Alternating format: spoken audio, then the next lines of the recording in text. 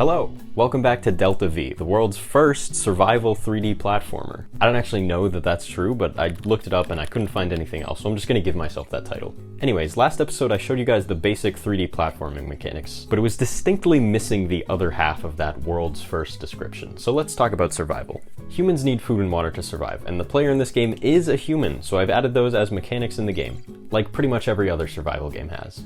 You might have noticed the little radial progress bars on the bottom left of the last video. Those are the hunger and thirst bars. So how do you get food and water? Well, for food you can find these little ration bars around the world to eat, so you'll have to scavenge to survive. I do plan on adding more than just this one shiny rectangular prism, which kind of looks more like some kind of metal resource than a food item, but this is what I've got for now. Also, obviously, all of these visuals are works in progress and do not represent the final result because I'm a programmer mainly, not an artist. As for water, there will be these water collection and purification units around which fill up with rainwater and allow you to fill your own water storage to drink from. You now might be wondering, rainwater? This game has a weather cycle? Yes, it does. Currently, it can be foggy, rainy, or clear.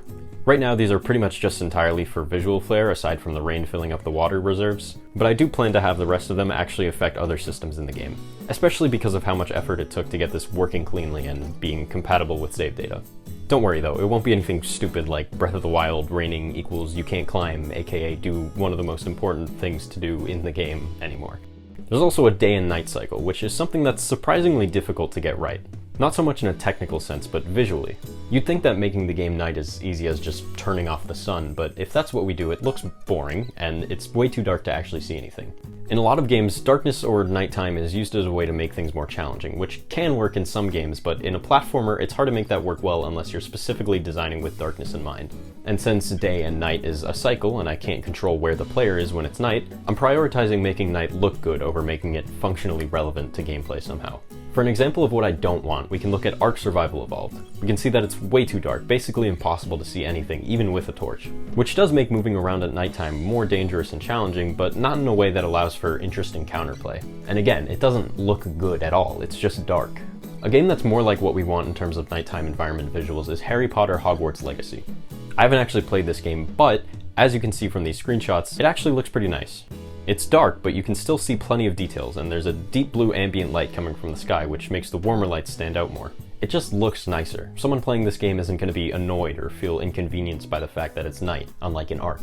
So to have Delta V's nighttime look nicer, we can make sure to have some ambient light coming from the sky at all times, and we also have to manually change the color of the sky. I say manually, but it's not manual at all, it's in code. Anyways, how this works is that the time of day is represented by a number between 0 and 1. So for example, 12 a.m. midnight is technically 0 and 1 at the same time because once it hits 1, it loops back around to 0. And 6 a.m. would be 0.25 because it's a quarter of the way through the day. 12 p.m. noon is 0.5 because it's halfway through the day, and so on. With it set up like that, I can have these color gradients here which take that 0 to 1 time value and give the sky the correct color based on what time it is. Since there's a ton of buildings and stuff blocking the horizon, I also want to change this value, which basically controls how high the horizon color goes in the sky. So that way we can actually see the nice orange from the horizon at sunrise and sunset.